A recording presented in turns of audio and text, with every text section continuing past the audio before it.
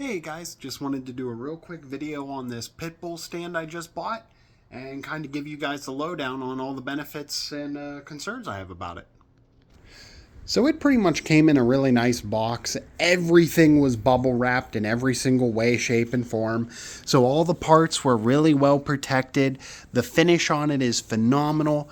The tires, although they're just like, plastic dips, nothing crazy bad about them in any way. Some assembly was required. Obviously, you have to connect to your actual arm and you have to set up this pin situation.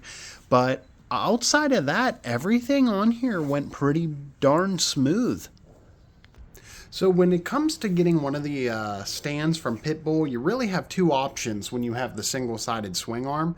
You have the hybrid one, which is what this is, because you can actually take that arm and you can set it so that it goes either forwards or backwards, depending on your preference. Or you have the Elite stand. And from my understanding, the only difference between the two is that the Elite stand gives you additional room so that you can put tire warmers and different odds and ends on it, where the hybrid stand allegedly gives you less space to work with. But if you're not putting tire warmers on it, you're not going to notice the difference. At least that's how it was explained to me. Now, this one obviously being designed specifically for the Kawasaki Ninja H2, I had to mount this one in the back because as much as I wanted to put it on the front here, because it's much easier to grab and stabilize the bike and then just kind of use your foot to push down on it to get it up. The issue was that when you insert the pin all the way in, and you have this arm accessible to you, it actually will not clear the edge of the kickstand. Now, don't get me wrong, you could put the kickstand up, but the problem is if you put the kickstand up, trying to take it off of the stand can become extremely dangerous because you can't put the bar up and stabilize the bike without using your foot, and the kickstand is going to block it. So you'd be using your hands to stabilize the bike, using your foot to try to kick this up, and then try to use your foot again to get the kickstand down. So you're doing this one-legged stand to try to support your bike while that's trying to operate. So I don't want to sit here and make it seem like it's impossible, but you're going to save yourself a whole lot of hassle just putting it in the back like this. And then, of course, with the H2 specifically, this pin has to be very, very narrow to be able to fit in there. And that causes a couple of different things to happen, which shouldn't be that big of an issue. Like, you cannot sit on the motorcycle while it's on this stand, obviously.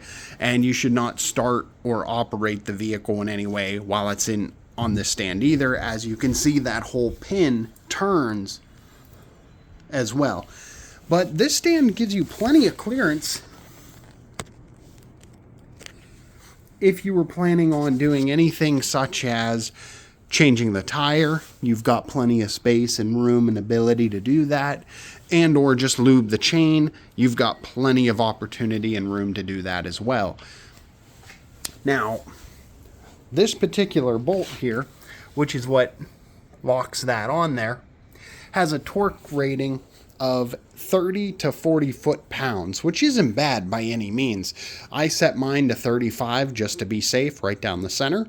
However, I will make note that it seems like the bike is ever so slightly leaning away from the kickstand.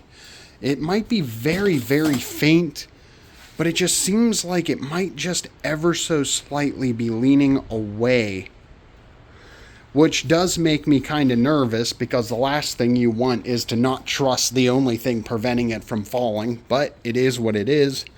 What are you going to do? So having a contract with Pitbull, I was able to get this stand for like $180 or so, something in that neighborhood. So for me, I'm most certainly going to get my money's worth out of that stand. However, for the average person who's going to be paying upwards of, I don't know, $200, $300 for one, I would still trust Pitbull over any other no-name brand out there, especially off of, say, like Amazon.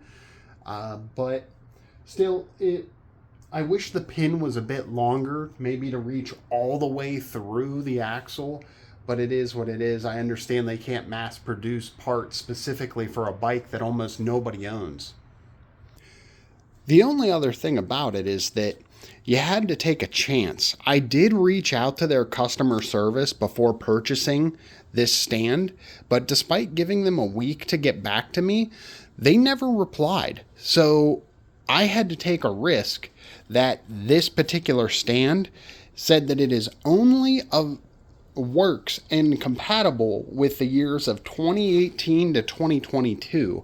And with this being a brand new 2026, I was taking a risk, and unfortunately, I guess they were too busy to answer whether or not it would be compatible. But if they're similar to other brands I have talked to about this bike, they said that they can only advertise and display year models of which they have physically tested it on. So hopefully if they see this, they can adjust that listing to say that it is indeed compatible with the year model of 2026, as that's what this one is. However, this will also work great as far as being able to adjust the chain as well, because all I got to do is get access to this area here and twist that to adjust the chain. So this will actually be quite helpful in multiple ways.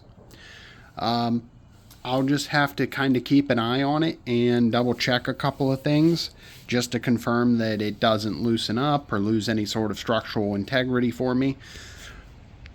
I most certainly stand by their product, as I have their other two stands for all the double-sided swing arm stuff, and I do have the appropriate stand for the front as well. So I can't say that I don't trust them as a brand, as they have been phenomenal for me for just about everything I've ever asked for. Honestly, the other big benefit is that once you own a stand, that pin I showed you that rotates with the wheel when I was spinning it, that is interchangeable in every way, shape, or form. So the moment you own one of the single-sided swing arm stands, you just have to buy and order the pins for the bikes that you own. So if you have an H2 and a Ducati, they're going to be different pins, but at least you're not buying a whole separate stand for it. Otherwise, that's everything, guys. So thanks for tuning in about the single-sided Pitbull swing arm stand, and I hope this helped you guys. Just make sure that whenever you set yours up, you kind of soft check whether or not you want the handle to flip to the front or to the back, and to confirm which side, whether it be the left side or the right side, that you do it on, because not all bikes are compatible with the same setup, as mine it can only be on one side because of the exhaust and only one direction due to the safety concern with the kickstand situation. That's it, guys. Have a wonderful rest of your day.